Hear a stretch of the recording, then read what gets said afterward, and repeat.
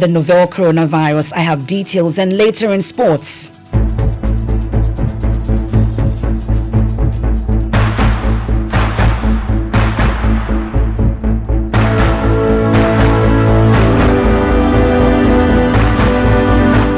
And all the action as Real Madrid clash with Valencia later tonight. We'll tell you what to look out for as the Joy Sports team prepare to bring you live commentary. That and more here on Newsnight on Joy 99.7 FM. There's more news also and when you log on to myjoyonline.com, and we are also live on Facebook. Please join me with your thoughts and comments. It's via WhatsApp is 0244 340 437. I am Emefa Apawu and thanks for your company. Details shortly.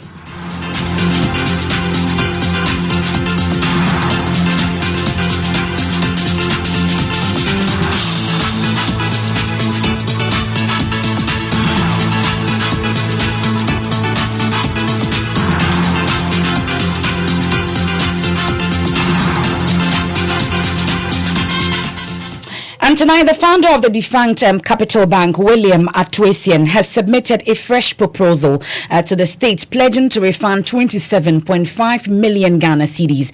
This comes after the Attorney General's office had described his initial offer as totally unacceptable. Mr. Essien and three others are facing 26 charges for various roles they played that led to the collapse of the financial institution. Now, court correspondent Joseph Akablé has the rest of the story, plus an update on the Unibank case. If we did not think we had a case worth presenting in court, such that the minimum bet of having the accused persons being called upon to answer to the charges, we would not have brought the charges. Attorney General Gloria Kufu speaking to pressmen in February after she had filed 26 charges against Mr. Essien and three others for various roles they played that led to the collapse of Capital Bank. Mr. Essien's lawyers last month informed the court they are engaging the AG based on Section 35 of the Courts Act, which allows for an offer of compensation or restitution in respect of some of the charges brought against accused persons. This means an admission of guilt, and 4 charges are up for negotiation all relating to stealing. The Attorney General's office in response confirmed the negotiations and informed the court they will consider it. Justice Che Bafo adjourned the case to June 18 for the two parties to report to him. Chief State Attorney Marina Apio Pari on Thursday informed the court the terms were not favorable to the state. She said they were totally unacceptable. She, however, informed the court the state has since received another proposal and was currently studying it. Lawyer for Mr. Essien Bafo Jeubonsu Eshia urged the court to adjourn the case, explaining reaching an agreement will substantially affect the case. Justice Che Bafo adjourned proceedings to July 9, saying should the state fail to reach an agreement, the case will proceed. Another case the state is pursuing relates to the collapse of Unibank.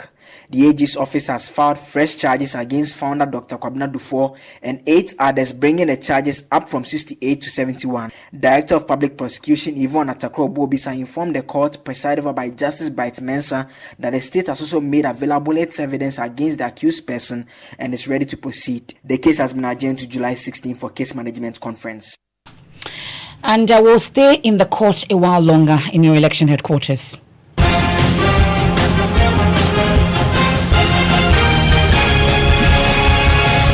And the Deputy Attorney General Godfred Yeboah-Dame is urging the Supreme Court to merge the new case filed against the Electoral Commission with the other case due for judgment on June 23. Now, both cases relate to the EC's decision to compile a new voters register. So the NDC is in court asking the Apex Court to direct the Electoral Commission to allow eligible Ghanaians use the existing voter ID card as proof of citizenship. Court correspondent Joseph Akablé joins me on the line with more on this. So, Joseph, how similar is this new case to the current one filed by the NDC? And so, first, the current case filed by the NDC, they are asking the Supreme Court to direct the Electoral Commission to use the current voter's ID card as proof of citizenship and the proof that one has attained the age of 18 in order to get onto the electoral roll. You recall that the NDC had raised issues first about the compilation of the register, but they abandoned that later on. And so that is the pending case that was due for judgment on June 23.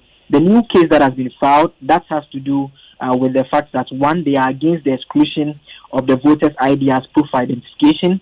They are also asking that the birth certificate should be added to the Ghana card and passport as proof of identification. Then thirdly, they are making the point that the EC does not have the power to compile a new register, but the EC can compile a register and then expand it from time to time. And so the very relief that the NDC abandoned is back into this matter at the Supreme Court. And the Deputy AG, per documents that they filed that we've cited, is making the point that this particular matter is similar in terms of form and substance to the other issue that is already pending before the Supreme Court, knowing very well that the EC has stated that the exercise commences on June 30, and in order to ensure that there's nothing stopping the EC or not giving clarity to what exactly should take place on June 30, he will be making a case before the Supreme Court tomorrow, asking that it merges the two cases. So what exactly will he be seeking that the Supreme Court does? We know that he's asking for an amalgamation, for instance, because of the form and substance that you've talked about.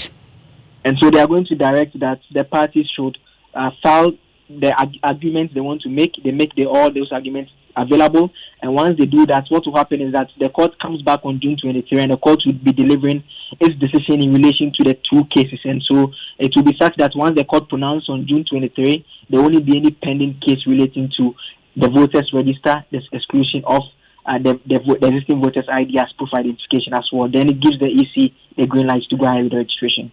So if this is granted, what happens next then? And so if this is granted, it means that there wouldn't be any pending matter in the way of the EC, and so it will mean that the parties have to get back to the court on June 23, where a decision will be given, and that decision, per the new case that has been filed that they are asking that they consolidate, has the potential to actually halt the exercise entirely, depending on if the Supreme Court agrees with them that the EC does not have the power to compile a new register and can only compile what has already compiled and revise it from time to time. And so it's more or less settles the legal issue that many experts had raised questions about when the NDC abandoned that relief, making the point that they feel that it's important the Supreme Court is invited to pronounce on whether or not the EC can indeed compile a new register and when it deems it fit, or that they can just compile one and revise it from time to time. And the motion will be argued tomorrow at the Supreme Court. Yes, and so we are expecting that the lawyers from the NDC will be present in court. We're also expecting that the individual also filed this new case will also be present in court, and the AG will move the motion. We understand that the others, if they are minded to either oppose or agree with the AG, they also make the arguments. Then the court will decide what should happen next. Joseph Akable is our court correspondent. Thank you very much for the details. So we know that this case is filed by a man describing himself as a native of Breman Kokoso in the Sikuma Odobing Brakwa district of the Central Region is Mark Techi Banson, and he's also challenging the decision of the Commission to use the Ghana card and the Ghanaian passport as the only identification documents.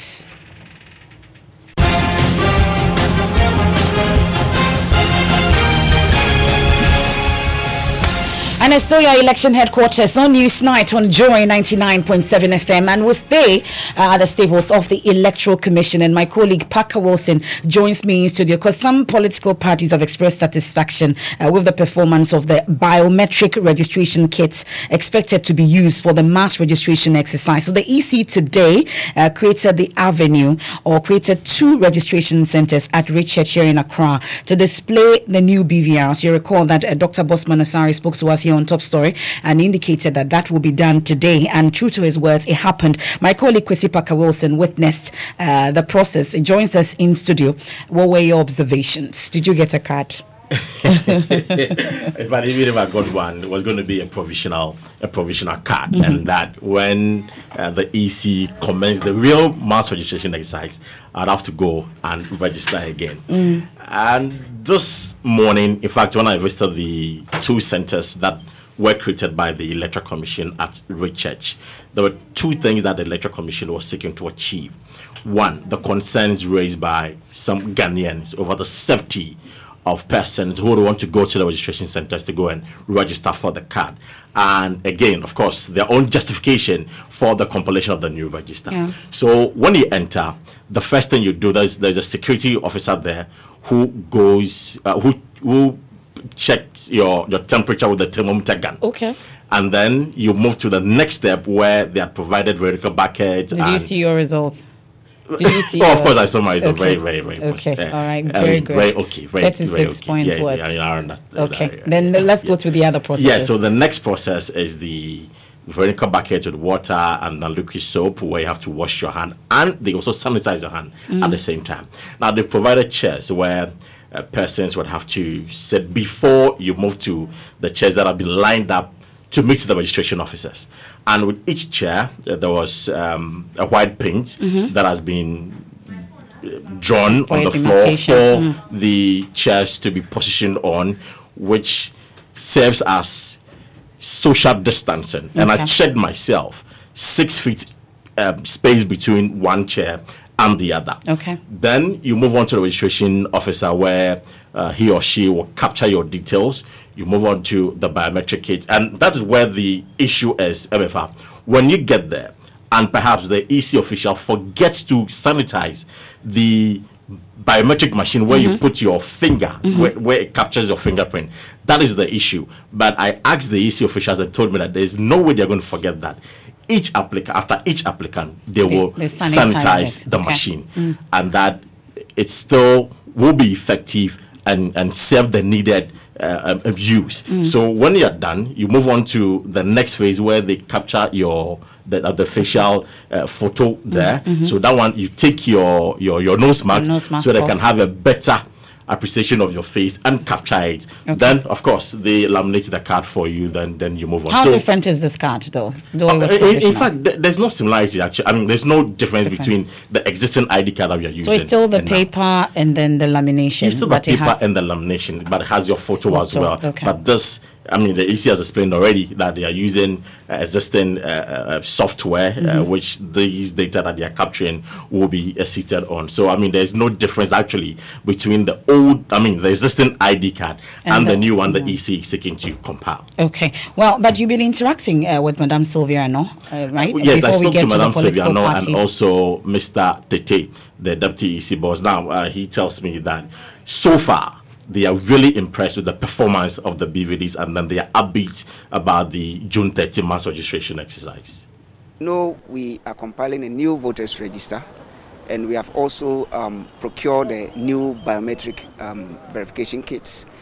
And once we've taken delivery of the kits, we have to do some sort of piloting to test the performance of the kits. We did that at the regions, and then we are having a national one today. So basically, we want to look at how the BVR kits will perform when we start the mass registration.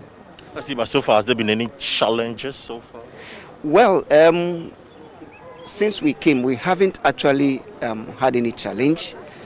First of all, let us look at the setup of the registration center, because people were wondering because of the COVID-19.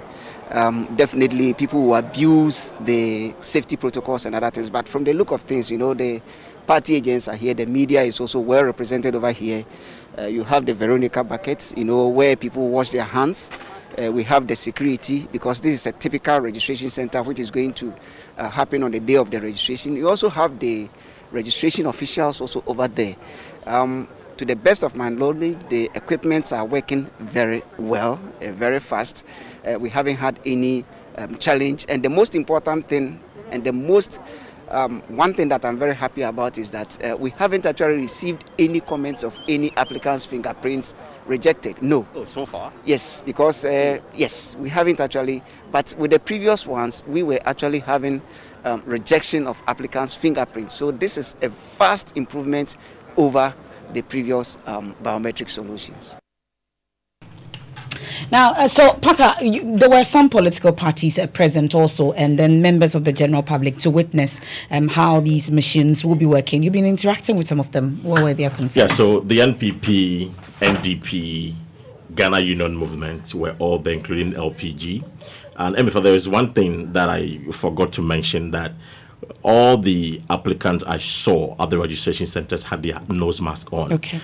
There were a few instances where you see some individuals who were pulling down or had pulled down their nose mask to their chin. Yes, okay. And then we're having conversations. So that is one thing that the Electoral Commission would have to check if you're going forward into the main mass registration exercise. Now, the political parties I spoke to, precisely the campaign manager for the NPP, Peter McMahon, he was quite happy and excited about how the Electoral Commission has been able to ensure that they are putting the safety of Ghanaians first, even before anything. So we can listen to him and the General Secretary of the NDP, and also an aspiring parliamentary candidate of the Ghana Union Movement. In fact, I spent less than 5 minutes with a lady. Then I joined another queue. Then ultimately I got to the biometric registration kit table, where my fingerprint, my thumbprint, my photo were all taken, and then the card was issued from Form 1C. It was cut out of the Form 1C and laminated, and then I thumbprinted the card for their office use, and then laminated for me with the inscription P on it, a big P, showing that it is a provisional card. So finito. I didn't take more than 3 minutes on that table. So as far as I'm concerned, both the health issues are being taken care of, and the registration issues are very quick. I think when we arrived, we were made to go through at least a hand washing protocol, which we did, and then one of our members had already gone through the process. It took the person about, I think 6 minutes or so. We are satisfied that the Electoral Commission has been able to begin and roll out, its program, which we think is very, very necessary. Everything is going on well. I'm observing the social distancing, the face masking. Everything is going on well. And would you say that has there been any challenge of seeing yourself, or you think that this whole exercise has been great so far? It's so perfect. I haven't seen anything going wrong. Everything is going on smoothly. So I think everyone should observe this and then practice it along. Right. So when you say GUM, what do you say?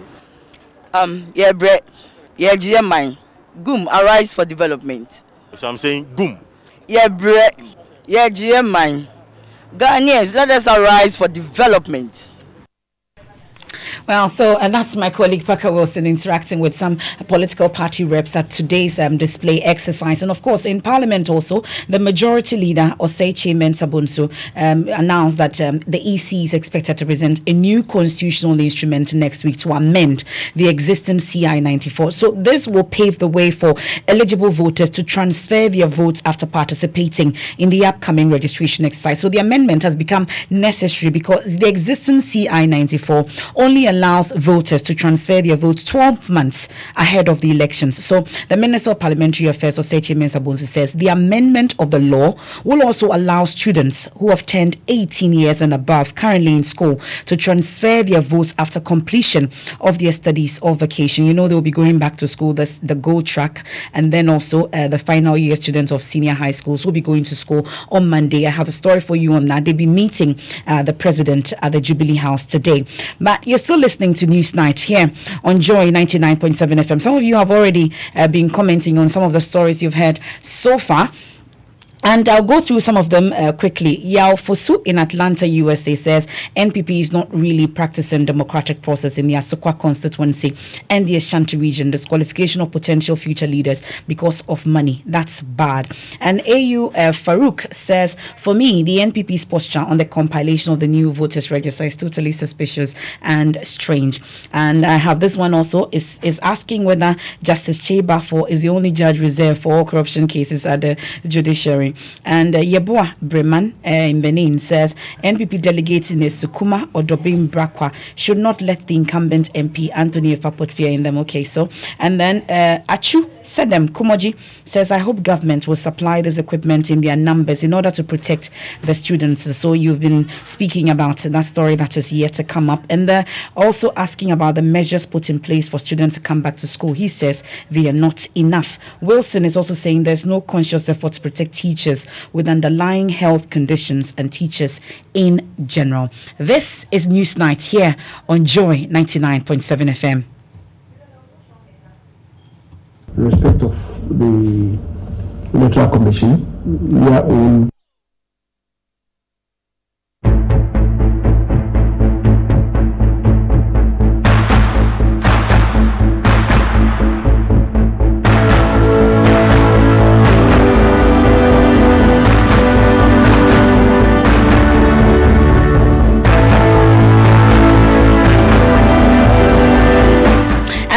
of that tells you we have a big game tonight. And of course, it's Real Madrid. We have Valencia, and they are thinking about this Thursday's La Liga stand-up clash with Real Madrid. And they will have painful memories of dramatic equalizers on their minds. One will be the 97th minute equalizer they conceded just days ago in their 1-1 draw to city rivals Levante. And that's coming up tonight. And we have commentary, and you know that no one does it better like we do. And Gary Al Smith and George Addo Jr. tonight will be taking you through commentary. And Gary Al Smith joins me on the line with more tonight. I heard from George Addo Jr. this afternoon, Gary. I know that he will be giving us all the, commentary position and all, but no one does it like you do also when it comes to the analysis during the commentary. What are we to expect tonight, Gary? Well, yeah, I mean, we are really thrilled as the Joy Sports team, Joy FM and the Multimedia Group, because this will be our first La Liga commentary for the rest of the season. We are officially the rights holders for La Liga, not just La Liga, but also Italy's top flight league as well, Emefa. So we have La Liga and Serie A, and we are the only ones who have it on radio in English language in Ghana. And it's by kind courtesy of our amazing partners, DSTV and GoTV. So it will be the first, and Real Madrid are hoping to supplant Barcelona at the top of the table. Valencia will hope that they will not do that tonight. Well, so how is commentary going to be like tonight? How is it going to go? Tell us about it. Well, as you know, a lot of our staff have been asked to self-isolate, as a precautionary measure, and the sports team is included. So what happens is that George will be giving commentary from home. We have already tested some of these things during the lockdown period. We know it works. We are confident that the technology will not fail us also. But I will be coming in through from the University of Ghana Medical Center because as some may have seen, the Multimedia Group has issued a statement saying that 5 of our staff are positive with COVID-19, and I am one of the 5 as well. If you've been seeing me on TV and radio, I have been very well clearly now that I'm telling you. I've been, zooming from my hospital room where I'm receiving amazing care, and I'll be joining the sports team as well to give the commentary. So yes, COVID-19 is real, but yes, if you take care of yourself, it won't kill you. To the extent that you can even give commentary on Joy FM. I'm so happy to hear that you're hale and hearty. Of course, tell us about, the care. You were telling me about how it's been good. You've been eating a lot. How is it going? Well, up till this evening, a lot of people, even on our team, did not know that I had COVID-19, right? Because, I've been chatting with them. I've been on programs. Yesterday, I was on Sports Today in the afternoon for 30 minutes. I did a bit of business news the other day, and the business news anchor did not even know. So I've been receiving great care here, just like many patients. I've been on the azithromycin and zinc and vitamin C. So I've just completed my azithromycin course. I'm currently on zinc and vitamin C, and I've been asked to rest as much as possible. So I should only do some work when I need to. And so, I'll only join the team, when I feel like I've overslept and I need to be busy. Otherwise, you know what they say about a dull mind. If your mind is too dull, you go crazy. So you really don't want to have that. And my team have been great. The Joy Sports team, I informed them, because we believe that as media practitioners, we can't ask people to do as we say, but not as we do. So it's important that we take responsibility that I have COVID-19 and we put it out. So my team have known, and they've worked with me throughout the period. And everything is fine, Emefa, really. What can I say? Well, I can tell. I know how tough. Special, as the days go on, I'll be sharing my story on a daily basis with the rest of the world about, but I cannot emphasize how amazing. You hear that the frontline workers are great, but it is not until you are part of it and you feel it to understand the sacrifices and things that these guys do. So I'm being very well taken care of at the UGMC. But I would want to find out, how did you know you had it? Like, what kind of symptoms did you display, and at what point did you know that I have it? Fortunately or unfortunately, I don't know. I am asymptomatic. Wow. Okay. What happened was that, Multimedia had one suspected case about 2 weeks ago, right? Mm-hmm. So the company sent an email, and this person happened to be on the same shift with me in the evening. So as part of the precautions, I went to test somewhere last week because I felt like, some small malaria feverish thing. But I went to check for malaria. It was malaria. But I just went to, as a precaution, went to test at the nearest polyclinic. They're not called polyclinics anymore, sorry. General hospital close to us. And I got my results a couple of days later. After which we started, what was the English they use again? Activating all the protocols, in terms of my family and all that. So my family have been in the know. And before coming out to speak about this, I have informed, the most important people in my life, my wife, my parents, and the people. Yes. How did they take it? Well, I think I'm blessed to have a family who listen to the news a lot. So, my mom was super calm. My mom is also a bit spiritual. So my mom claims that she already knew, even though I didn't tell her that day, because she was praying and God told her. And my dad also took it very, very coolly as well. My wife has been incredibly supportive, and I'd like to, publicly appreciate her and tell her how much I appreciate her support and her decision to give me permission to talk about it, because trust me, if my wife had not given me permission, I wouldn't have.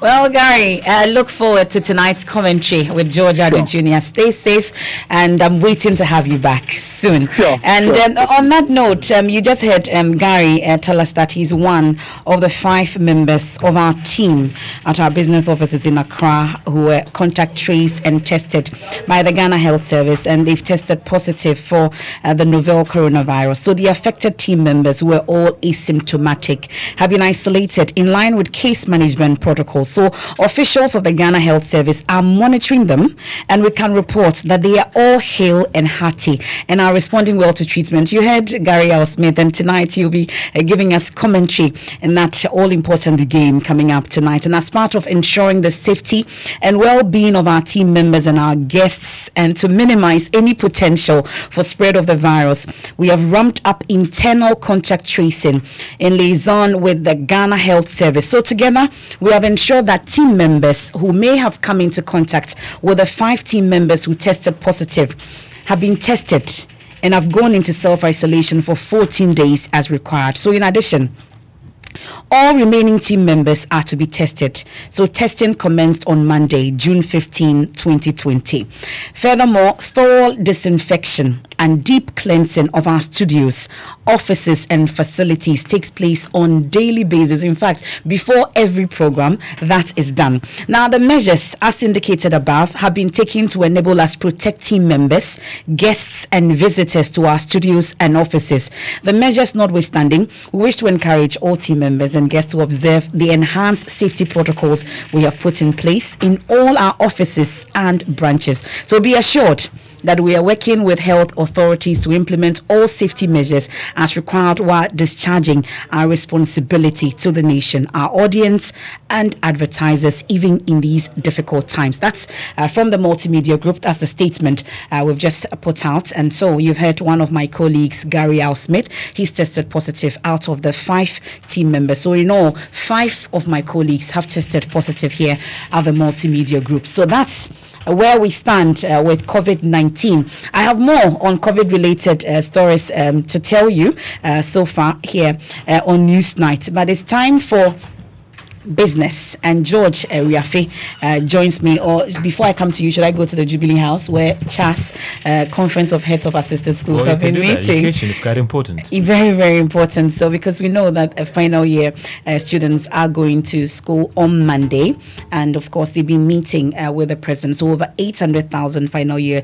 senior high school students will on Monday report on campus to begin the final phase of the academic pursuit. We can hear from the president of CHAS, Yakubu Abubakar. He says that schools are ready to welcome students, but he's been raising concerns about personal protective equipment. The few gray areas that I may wish to mention at this point is the receipts of the PPEs that we've been assured. As we speak, Your Excellency, schools haven't received them yet. And looking at the date that we are to reopen, we need to receive them and do some few preparations before the students come. That is seen as a challenge, and we wish that it is looked at closely. Equally so, we were also assured that there was going to be a training for headmasters and key staff of the school to be aware of this COVID-19 and how to handle situations should they arise at our school level. We have informed our people about this meeting that is about to take place, the training, the workshop, but as we speak, that hasn't taken place yet. Your Excellency, since day students are all to join their boarding counterparts at the school where it is possible, we have also disseminated this information to the populace, and our students are preparing in earnest to come to the school. The food supply that is supposed to come to schools for us to take care of them is also yet coming, except the closing balances that we had when we went on the abrupt break.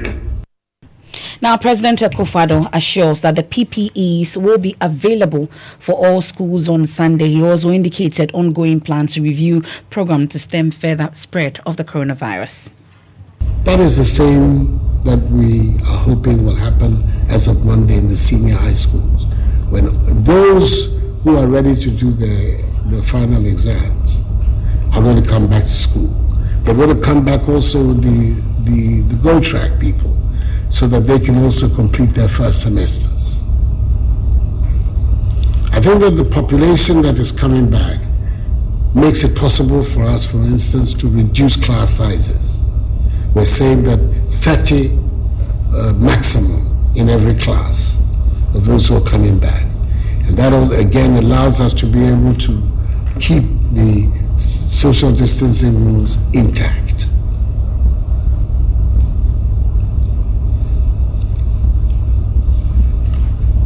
It's not going to be easy because you're going to be operating in different circumstances than you have hitherto. People having to wear the mask. You've heard from the senior minister that by Sunday, the masks and the various materials that have to be distributed will all be in place as of Sunday to make it possible for you on Monday to reopen. Those who are producing the masks, and now happily the masks are being produced in Ghana. We're no longer dependent on imports for our masks. It's all being produced here in Ghana. It's been a deliberate policy of the government to make sure that our domestic producers stand up and be counted.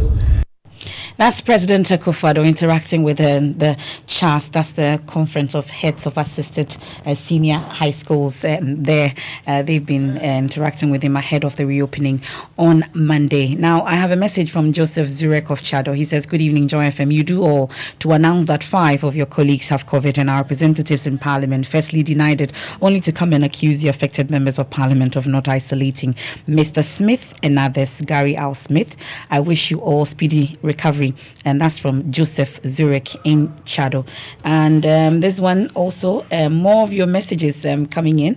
Kofi Seidu says, if multimedia of all stations, okay, so it's a wake-up call to all media stations not to Okay, so it looks like I'm not getting exactly what you're saying, Kofi Seydou, but more like commending us for doing the needful. And more of your messages commending us. Thank you. We see it, and we're doing very well. You've heard Gary. He tells you about how is it an Odadie thing? He's an Odadie and excited by that. Yeah, he's an Odadie. We are strong in spirit, and we observe. Strong. But the most important thing, Emefa, is about how we are observing all the strict health protocols here. Every hour you see the guys in studio here, they are doing what they have Sometimes to do. Sometimes it gets annoying. Sometimes you forget that you have to stay safe.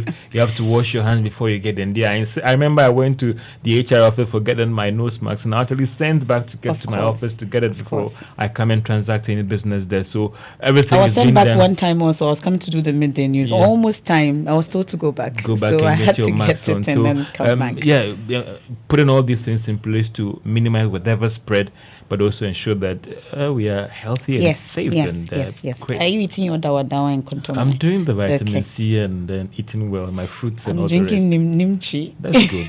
What's in business? Well, let me coming up. New systems at the country's ports help generate almost 500 million Ghana cedis the first 2 weeks of operation.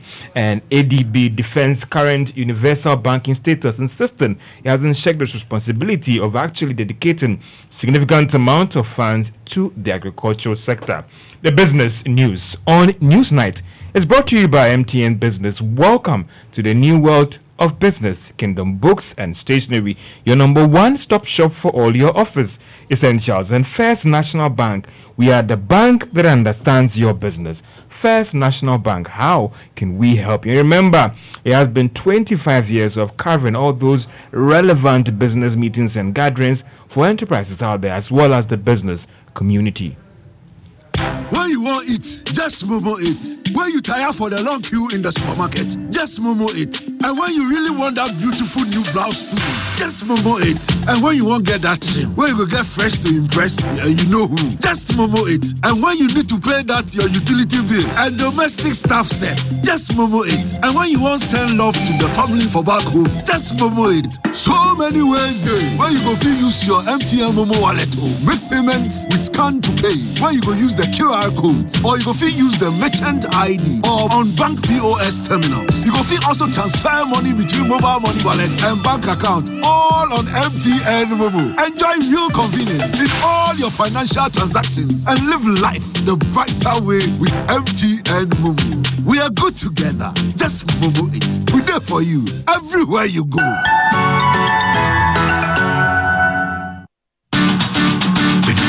We give you nothing but the best, we stay above the rest. More quality, more affordability. Kingdom Books and Stationery. Everybody's going to the one and only shop where customer satisfaction is a guarantee. Kingdom Books and Stationery. Oh yes, with our 30 days credit facility with no interest charge, free delivery services, and our free consultation on setting up your office, Kingdom Books and Stationery is unmatched in our delivery of quality and affordable office essentials, equipment, and furniture. Experience world-class customer service in all our branches in Accra, Tema, Kumasi, Cape Coast, and Takoradi. Call us on 0302-764-101 or visit our website at www.kingdomgh.com. Kingdom Books and Stationery, your number one stop shop for all office essentials and stationery. Terms and conditions apply. You're welcome back to Business on Newsnight. Now, the new integrated customs management system deployed at the country's ports has helped generate almost 500 million Ghana cedis as revenue to the state. Now, this is contrary to claims that the country has lost revenue due to the introduction of the new system. Commissioner General of the Ghana Revenue Authority, Reverend Amishada Wusoma, made this revelation at a press conference in Accra. He added that the new system has contributed to the increase in revenue in the first 2 weeks of full operation. As at end of May, the total revenue for customs, you include the levy on the petroleum sector, comes to 4716. That's 4,700,000,000. Without the petroleum is 4003. Petroleum is 713. If I add the 713 to the 4003, it gives you 4716. as the total revenue. And if you average it divided by 5, that will give you rough 9 something, about 942. And therefore, if we are at 490, you double 490, you are talking about you are crossing, you don't reach $1 billion, but you are crossing 900. So that's why I'm confident that things will continue to improve. Commissioner General of the Ghana Revenue Authority, Reverend Amishadai Owusu-Amoah. Agricultural Development Bank, ADB, is rejecting assertions that it has drifted from its main focus after attaining the universal banking status. ADB was initially set up to play a lead role in finance and agriculture in the country. However, some have questioned its new status, arguing that it is not in the best interest of the agri sector. Speaking to Joy Business, Managing Director Dr. John Kofi Mensah says the new status has rather helped improve funding to the sector. That is a historical belief. It belongs to the past. 2017, ADB has moved astronomically into their core mandate, that is agribusiness. And we are not doing the same old things that the bank used to do. We are really bringing innovation into the system. And currently, ADB has the larger portion, or contribute to a larger portion of the agribusiness sector in the total risky assets portfolio. ADB has the structures for funding agriculture, and not agriculture at only the high level, but from the basics right through to the top. Many times you hear that agriculture is risky, and colleague banks will not stop at quickly pronouncing that. What ADB started doing from 2018 is to try and de-risk the risky assertion for agribusiness or agriculture. There will be more on this engagement with the Managing Director of ADB on financing agriculture and COVID-19. Are they actually touching the right spot and the right sectors are benefiting? On PM Express at 9 p.m. tonight on the Joy News channel on Multi TV. Now, Labour economist Professor Bob Boateng is insisting that advertised job vacancies are actually far lower than what the market is demanding. It follows recent Bank of Ghana report which shows that about 4,000 jobs were advertised between January to April this year.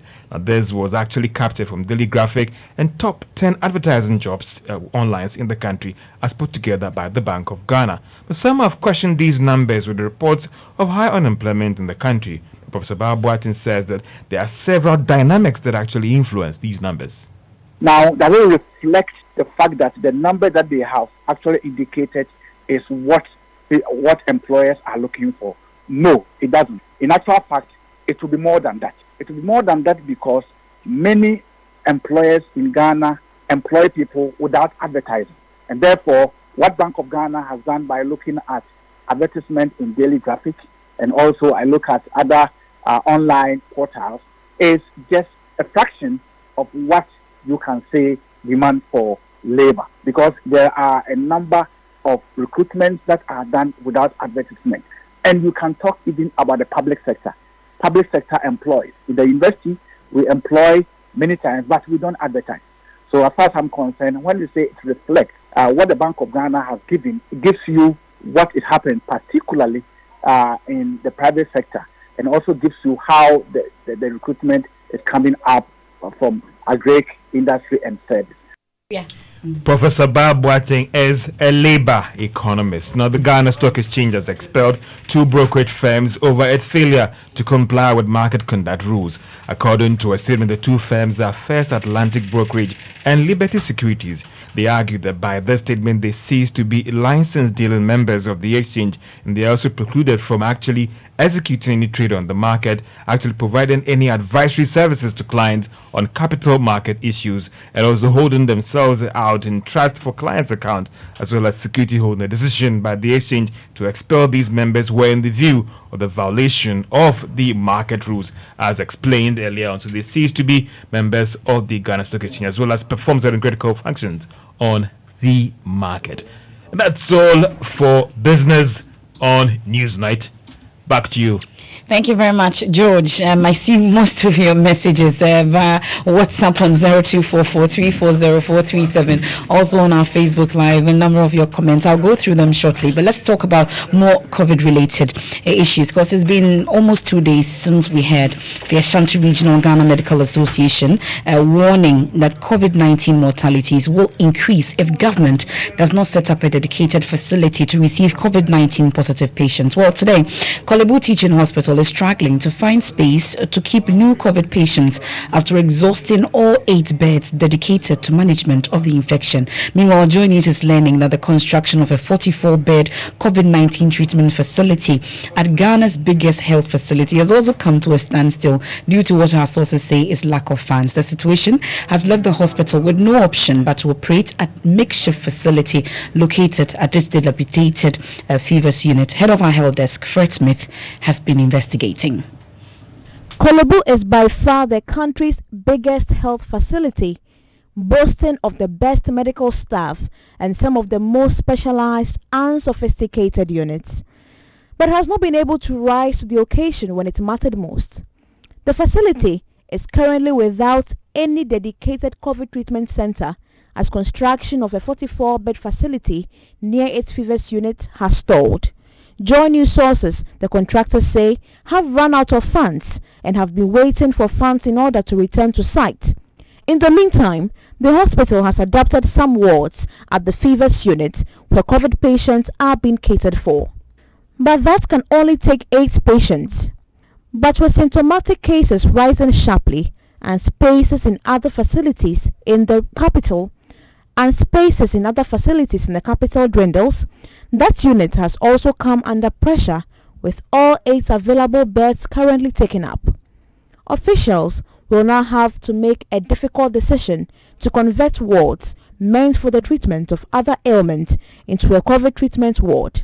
Deputy Health Minister Dr. Bernard Okoboy says government plans to increase capacity of the country's treatment facilities. By nature of the disease itself, few cases take more space, and it also accounts for the reason why people are asking that we create more space to take care of them. And we are trying to make sure that there are more such beds. So the ministry is working with Ministry of Finance to make sure that we get the resources and quickly make them facilities that will be available for COVID. The Greater Accra Regional Hospital is already upgrading its COVID capacity and says it has already approached government for support. We need ventilators, which the Chinese community has already provided. We need monitors, and we are going to approach government. We need beds. We need additional logistics to be able to set up this place. So we have received assurance. Kolebu has proved to be one of the safest for COVID cases, as its deaths rank lower among other facilities in the country. But just like the Greater Accra Regional Hospital, government may have to turn its attention to Kolebu almost immediately to equip it to handle some of the growing number of COVID cases. So it appears the situation is no different in the central region. The Ghana Medical Association there says their members are overwhelmed. The regional chairman, Dr. Justice Arthur, has been speaking to my colleague Richard Kujonyako, who has joined me on the phone with details. So, Richard, we understand there was a meeting this afternoon. Do we know the issues that came up as a result? Well, so it was to update the MMDCs, the district directors of education, and other people of the case counts in the region. The central region has currently crossed the 600 figure.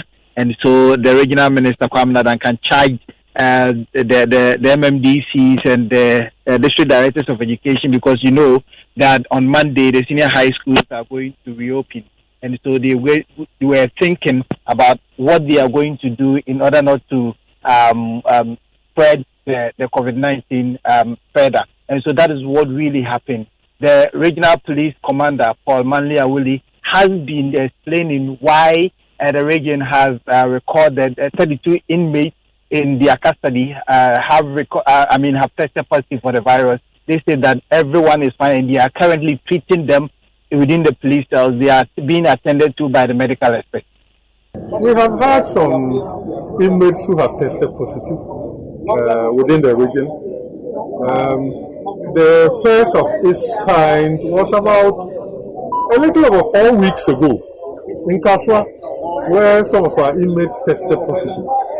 But working together closely with all, in fact, the district public health emergency management committee. All these inmates who tested positive were treated in the police cells. Yes.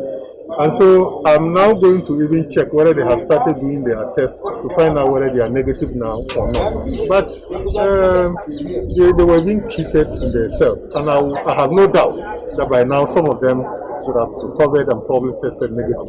I'm yet to get the latest brief on it. Yes. And also, I think currently we have some issue in Atukutu, which you're already aware, where some inmates have also tested positive. They are being treated. The casual case, there's no problem, no inconvenience anywhere at all. Well, Richard, we know that the Medical Association at the regional level had also raised concerns about how their members are overwhelmed. I'm sure this issue came up. Did authorities say how they are hoping to resolve it? So they said that currently about 150 house staff, including medical doctors, have tested positive for the virus, and it is stretching them because they would have to do 2 times or 3 times what they would have done normally. And so they are putting a lot of measures in place in order to contain the situation. They say that they are sometimes surprised by some of the patients that visit the hospital. They do not declare their status and some of the symptoms that they came with. Some have travel histories, others do not have, but they are exhibiting some form of COVID-19. They will not tell anybody. They go to the emergency where they also go to the OPDs and the other places as well. Okay. Well, that's my colleague Richard Kojonyako from the Central Region. We go to the Ashanti region where admissions are expected to begin at the new COVID-19 treatment center at the Kumasi South Hospital next Monday. So the addition of 20 beds will increase the facility's current 21 beds to 41 to make it the biggest treatment center in the Ashanti region. Now, Dr. Ofori Bwedu, who is the medical superintendent of the Kumasi South Hospital, took my colleague Ohiming Teria on a tour of the new treatment center. Here's what he found. Expansion works come a day after Regional Health Directorate announced all treatment centers at the Komfanoche and Kumasi South hospitals are full. This means the current 38-bed facilities are inadequate. Authorities say additional 100 beds at Kumasi South, Suntreso, and the private facility will be added to increase the current capacity to 138 beds. A visit to the Kumasi South Hospital, however, shows artisans were busy working to put the facility in shape. Dr. Ofori Bwedu says maintenance works are expected to be completed over the weekend to allow admission of new patients on Monday. We are estimated that Saturday this place should be ready so that we can admit cases to this ward. So by Monday, we should be admitting cases here.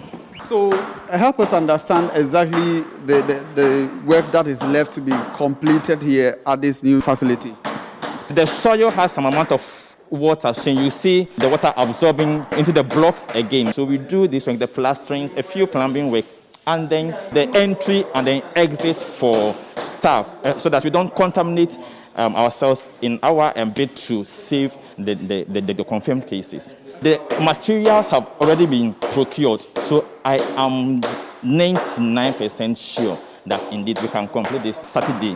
Kumasi South, which is also the regional hospital, has, until the emergence of COVID-19, faced with infrastructure and human resource challenges.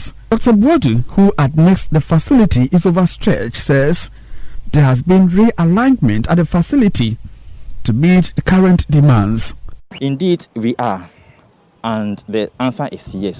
But like I keep saying, we will have to do a bit more than we are doing to be able to sustain and our efforts and then contain the virus. Like I keep telling my staff, if we do not stop or curtail the movement of the virus outside, it will come into our homes to kill us. So yes, we are overwhelmed, but the march and then the fight goes on. From Kumasi, for Joy News, Oimentiria reporting.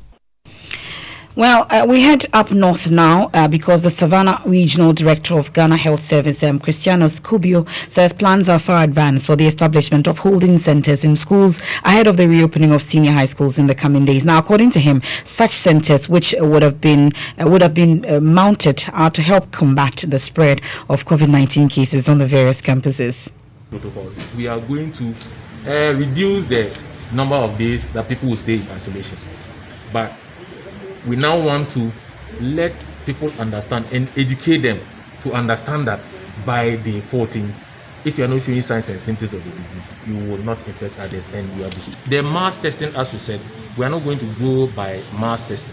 What we have discussed with the schools is to identify isolation holding areas, that anybody who is showing signs and symptoms of disease, this person can be separated from the rest of the people and put in that holding area or the isolation area. Then the health staff will take samples and test to see whether the person actually has the disease or not. Now, Sir Christianos Kubio is the Savannah Regional Director of the Ghana Health Service there, speaking to my colleagues in the region. Now, virologist at the Kumasi Center for Collaborative Research, Dr. Michael Owusu, is asking government to impose a lockdown to help stop the spread of the virus. If you want to succeed in crashing the epidemic curve, then we have to go by what China and others did earlier. You have to impose or order another form of restriction, which will restrict movement, so that as people move, they just stay home, and once they stay home, it gives you some breathing space to manage the few people that come to your health facility, so that at least the health workers will also have a breathing space, because as more of them are becoming infected and are getting out of the facility, it will come to a point where they will empty the place. But then as people are being infected and moving, 2 or 3 times of their numbers are still moving and also infecting. I mean, I know people who are positive, who are supposed to undergo self-isolation, but they decide that they have to go to work because they have to work for their employers. But then if a restriction is ordered and everybody knows that we have to stay home, they will be forced to stay home. And when they stay home, you can have some time, some breathing space to re-inject resources in your health sector, to expand your treatment centers again, to buy all the logistics, to plan properly, and then you can deal with the cases again. So what are you saying? You are saying we should reimpose lockdown? How will you reduce pressure at the healthcare facilities? What is the option? One is to expand the isolation units, expand the treatment units. But if you have time to do this, we can do that. But the virus is running ahead of us. So if you have a virus running ahead of you and is moving at a very faster rate, you need a breathing space and a time to do that. And this is why I earlier said that a form of a localized lockdown is appropriate now. Dr. Michael Owusu is a virologist at the Kumasi Center for Collaborative Research. So that's not all. We're told that Ghana will have a full-blown health crisis in 2 weeks if drastic measures are taken to immediately deal with the rising cases of COVID-19. On Prime Morning on Joy Prime TV today, health fellow with the CDD, Kwame Sapong-Esiedu, and president of the Ghana Association of Doctors in Residency, Dr. Bernard Hammond, made a point. 2 weeks to the point where this ripple effect of the hospitals being full at the moment would move from being full to overflowing. And that is when we would start having problems, because then those people would start going into the community and quality of care would be affected further. And that's why I say we have 2 weeks to do that. If we don't do that in 2 weeks, then we have issues coming up. Those issues will be more people dying. More people being unwell. And yes, mortality will start going up. 2 weeks is enough time. We can turn things around when we now start being proactive. Instead of waiting for it to hit us, then we'll start scrambling. What can we do? What can we do? And you heard the health fellow with the CDD, Kwame Sapong-Esiedu, and president of the Ghana Association of Doctors in Residency, Dr. Bernard Hammond, there speaking to Daniel Dancy on Prime Morning on the Joy Prime channel. So our case count now stands at 12,929. That's where we are. And in wrapping up news night, we'll go through some of your messages. Lots and loads of your messages. I acknowledge them. Also those who've left them on our Facebook page. Thank you so much. And this one from John says, please, why aren't you telling us the rest of the team members who tested positive for COVID-19? Did Gary tell us on his own and others have the option to tell us or not? Bravo though, but we need to know the others. John, I'm texting you right now. I'll tell you about it. Now, Julius in the Sphincters Road says, keep on doing the right thing. wish them speedy recovery. And this one also says, with the new guidelines published by the Ghana Health Service, I don't think we are safe because discharging people who are not fully recovered to go home and continue the treatment is putting Ghanaians in a dangerous position. Wizi Ahiable Suhum, his reaction to the press conference today at the Ministry of Information. And this one says, Emefa, your media stands tall among the rest for your sincerity on COVID-19 update information. Charles Kumasi, we always lead the way, you know that. And then this one says, what's the status of the 100-bed capacity hospital built by the private sector? What about the 100-bed capacity promised by the health minister in March to be built for COVID treatment? We'll check on that for you. Michael from Chumu. And Stivo says, you are the ones preaching stigmatization, so it will be nice to let those who are affected to let us know that it's not a death sentence. I've just told you, and we heard from Gary as well, so I'm sure you were asking about the others. I'll tell you about it, Stivo. And then this one says, how can Kolebu reserve just 8 beds for COVID-19 patients? Are we serious as a nation? And finally, this one says, speedy recovery or Daddy Gary Al Smith. He's coming up later with commentary, and that's it for News Night. There's more news when you log on to myjoyonline.com. I am Emefa Apawu, and personality profile with Lexus Bill coming up shortly. And we have Lieutenant Colonel Frederick Ijari Jan. He's an obstetrician, gynecologist at the 37 Military Hospital. You want to know all about him. Telling it all, the life of a gynae who delivered a baby born to a COVID-19 patient through CS. Wow, we want to hear all about it coming up shortly on Personality Profile. I am Emefa Apawu. Thanks for your company.